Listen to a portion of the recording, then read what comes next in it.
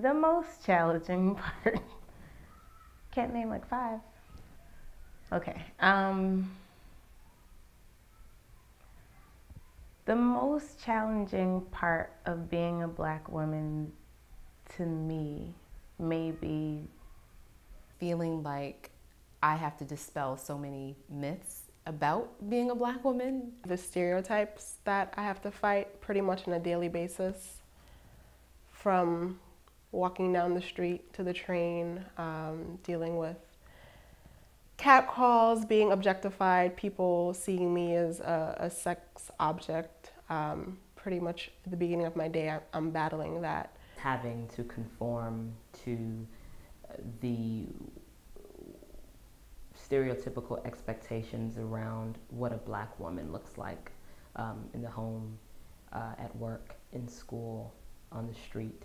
In the workplace, battling stereotypes that people may have about who I am or what I'm capable of doing, that's all challenging. In my relationships, it even comes up. Maybe I'll change that. I think one of the most challenging things for me as a Black woman happens to be the disrespect that I encounter day to day from men. The most challenging part for me about being a Black woman is watching my people not rise to the occasion. And I mean, from a Black perspective, it's everything that I was telling you about what makes me proud about being a Black woman. I look around and oftentimes I don't see that people live as though they carry that same pride as well. I don't think I face all of the typical challenges that Black women face because of my gender presentation and like having access to masculine privilege. But so I think a lot of the times the challenges I face first start with just being Black and, you know, just constantly being in positions where I have to challenge or change people's perceptions about me from when they see me walk into an MBA classroom or into a grocery store.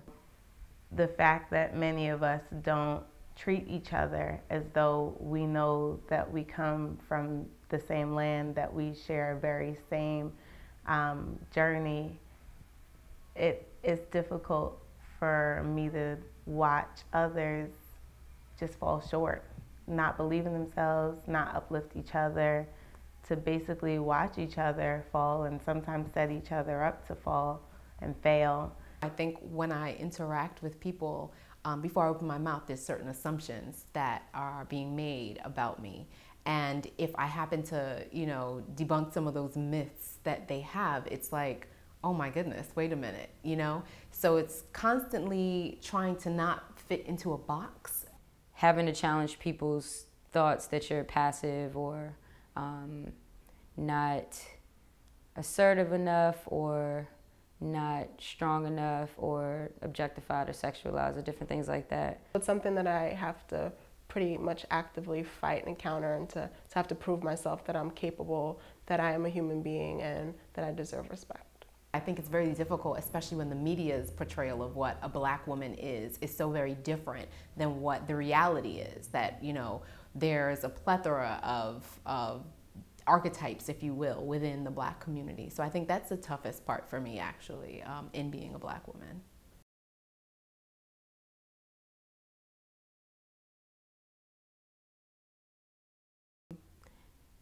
Masculine privilege is having, I guess, particular like access to certain things, or it could be like, let me see if I can make an example of it.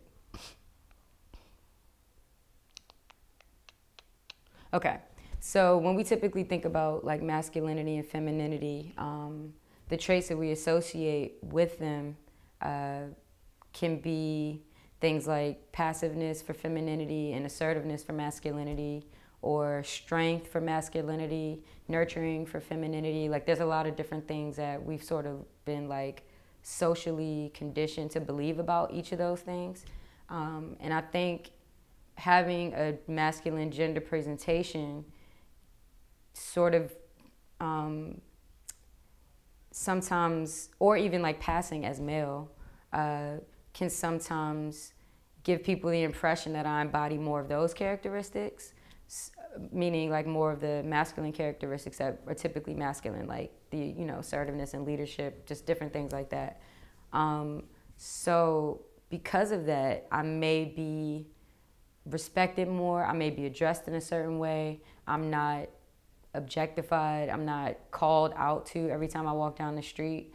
I'm not seen as a body first and a mind second when I walk through the world often. So I think that all those things mean that I have access to the same privilege that a lot of men do. So, and to be straight up, Black women especially are, I guess, one of the most sexualized and objectified people on earth. So I think just not having to deal with that makes my whole life different. And so that's, I guess, what I mean in my experience with masculine privileges.